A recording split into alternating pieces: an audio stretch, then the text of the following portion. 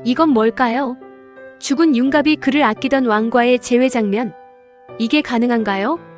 전하, 이 불충한 자를 용서하소서. 그런데 이건 또 뭘까요?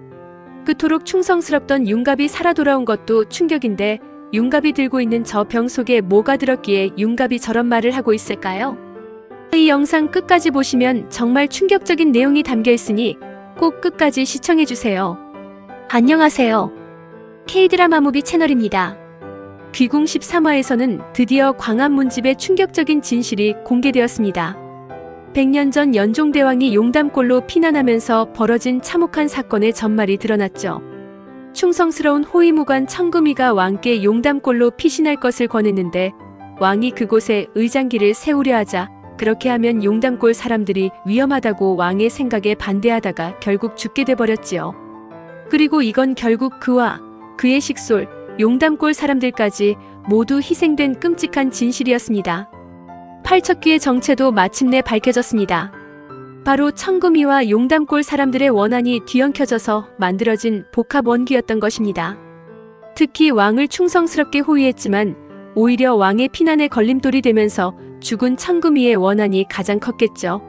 그리고 13화 마지막에는 정말 충격적인 장면이 나왔습니다. 예판의 함정에 빠져 쓰러진 강철이의 몸에 융갑의 혼령이 들어가서 깨어난 것입니다.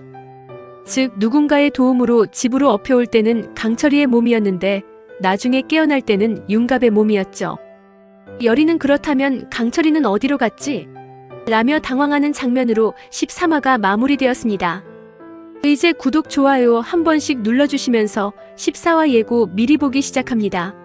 예고편에서 강철이가 머리를 부여잡고 괴로워하는 장면이 나오면서 가섭스님이 뭔가 일이 생긴 모양이다라고 말하는 장면도 나옵니다.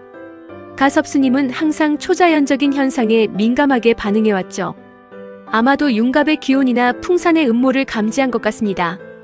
강철이가 괴로워하는 것은 강철이가 13회차에서 예판에 이끌려가서 풍산이 준비한 방에서 나오는 기운이 강철이의 몸속으로 들어가는 장면이 있었는데 그 여파가 아닐까 생각합니다. 그리고 가섭스님이 이런 말을 한다는 것은 상황이 정말 심각하다는 뜻입니다. 그리고 여리가 이내 강철이도 비비처럼 될까봐 너무 무서워요라는 장면인데요. 강철이도 비비처럼 혹시나 야광주를 뺏기게 되지는 않을까 걱정하는 장면입니다. 14화 예고편에서 융갑의 모습은 13회 때와 다른 특이한 점이 있는데 그것은 바로 융갑이 원래 자신의 몸으로 여리 앞에 나타나는 모습입니다. 13화에서는 융갑의 혼령이 나왔으나 죽을 당시의 얼굴에 피도 묻고 의복도 허름한 복장이었지만 14화에서는 융갑이 깨끗한 옷을 입고 있습니다. 이는 단순한 혼령의 출현이 아니라는 것을 의미합니다. 융갑이 여리에게 내가 이리 온 것은 여리 내게 못다 한 말을 하기 위해서이다. 나와 백년해로 하는 것은 어떠하냐? 라고 청혼하는 장면이 나옵니다. 이 장면은 정말 마음이 아픕니다. 융갑이 죽기 전에 여리에게 전하지 못했던 마음을 이제서야 고백하는 것이죠. 하지만 이 상황 자체가 풍산의 계략 속에서 풍산의 조종에 의해 벌어지는 일이라는 점이 더욱 안타깝습니다. 융갑은 정말 죽기 전에 고백하지 못한 게 한이었나 봅니다. 예고편에서 융갑이 의관정제한 모습으로 어전에 나타난 장면이 있었습니다. 왕은 내가 그토록 아끼던 융갑이 다시 돌아왔어라며 크게 기뻐하면서 융갑을 안습니다. 이거 남자들만의 브로맨스 아닌가요? 이 장면은 정말 감동적입니다. 왕이 얼마나 융갑을 아꼈는지 그리고 융갑을 잃었을 때 얼마나 슬퍼했는지를 보여주는 장면이죠. 하지만 이 감동도 잠깐입니다. 왕과 융갑이 앉는 순간 참을 수 없는 고통이 라며 뒤로 나자빠집니다. 이는 뭔가 불길한 징조입니다. 아마도 융갑의 몸에 어떤 이상한 기운이 있는 것 같습니다. 예고편에서 풍산이 융갑에게 의미심장한 말을 합니다. 그 몸 그거 계속 내 거 되는 거 아니여라고 하는 장면이 나오죠. 이 말은 융갑의 기운이 영구적인 것이 아니라 한시적이라는 뜻이 아닐까요? 풍산이 융갑을 조종하기 위해 이런 말을 하면서 협박하는 것 같습니다. 내 말을 듣지 않으면 다시 예전의 혼령 상태로 되돌린다는 식의 위협인 것이죠. 이미 이것은 13화에서 예고되었습니다. 융갑 혼령이 다 빼앗겼다. 내 몸도 내 삶도 내 사람들도 전부라고 하며 흐느끼며 울자 지나가던 풍산이 그려 서럽고 서럽겄지. 그리 원한이 더 차오르거라. 그래야 하는겨. 그리해야 내 말을 잘 듣겠지라고 한 장면입니다. 이건 풍산이 윤갑의 혼령을 조종하여 뭔가 또 계략을 꾸밀 거란 걸 암시하는 대목이었죠. 윤갑 입장에서는 정말 절망적인 상황입니다. 간신히 몸을 되찾았지만 그것도 풍산의 소나기 안에 있는 상황이니까요. 풍산은 이런 윤갑의 약점을 교묘하게 이용하는 것 같습니다. 가장 위험한 장면은 풍산이 윤갑에게 호리병을 건네는 모습입니다. 이걸 그 왕이 갖고 있는 경기석이란 것에 부어라라고 지시하죠. 경기석은 시청자분들도 다 아시는 바와 같이 귀신을 막는 돌입니다. 그런데 그 경기석에 뭔가를 부으라고 한다는 것은 분명 경기석의 힘을 무력하게 하여 왕을 해치려는 계획인 것 같습니다. 호리병 안에는 뭔가 저주의 물질이 들어있을 가능성이 높습니다. 그리고 예고편에서 윤갑이 전하, 이 불충한 자를 용서하소서라고 말하는 장면이 나옵니다. 이 말은 윤갑이 왕에게 해를 끼치기 직전에 하는 말인 것 같습니다. 풍산의 지시대로 왕의 경기석에 호리병에 든 의문의 액체를 붓는 것일 가능성이 큽니다.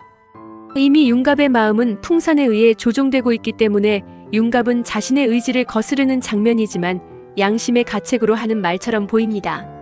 14회 예고편 마지막에 열이가 급하게 어디론가 달려가면서 마음속으로 날이 안 됩니다라고 하는 장면이 나옵니다. 열이는 항상 윤갑을 윤갑날이 또는 날이라고 불러왔기 때문에 윤갑에게 하는 말로 생각되며 윤갑이 위험한 행동을 한다는 것을 직감한 것 같습니다. 아마도 열이는 궐로 달려가서 윤갑이 하는 행동을 저지하려 할 것입니다. 윤갑은 그때 뭘 하고 있었을까요? 왕의 경기석에 호리병에 든 액체를 붓고 있었을까요? 과연 제 시간에 도착할 수 있을까요? 이런 예고편 내용을 종합해보면 14화에서는 다음과 같은 전개가 예상됩니다. 첫째, 풍산에 의해 정신을 조종당하고 있는 윤갑이 왕 앞에 나타날 것입니다. 왕은 윤갑이 돌아온 것을 진심으로 기뻐하겠죠. 둘째, 윤갑이 경기석에 의문의 물질을 부으려고 시도할 것입니다. 하지만 그 순간 양심의 가책으로 괴로워하면서 전하, 이 불충한 자를 용서하소서라고 사죄할 것 같습니다. 셋째, 열이가 간발의 차이로 궐에 도착해서 윤갑을 막으려 할 것입니다. 하지만 과연 제때 도착할 수 있을지가 관건이겠죠. 넷째, 이 과정에서 윤갑 기혼의 진실이 드러나면서 왕은 충격을 받을 것이고 열이는 윤갑과 강철이 사이에서 더욱 혼란스러워할 것 같습니다. 팔척귀를 천도할 계획을 세워 진정으로 죽은 원혼을 달래고 천도하면서 무난하게 드라마가 마무리될 것 같던 상황에서 풍산의 조종을 받고 있는 윤갑의 등장으로 더욱 복잡해진 드라마의 실타래는 과연 어떻게 풀릴까요? 과연 열이가 왕을 구할 수 있을까요?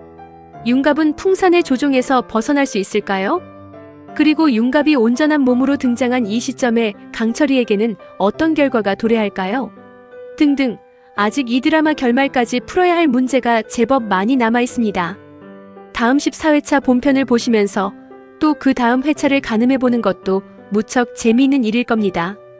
이상 14화 예고 뇌피셜을 마칩니다.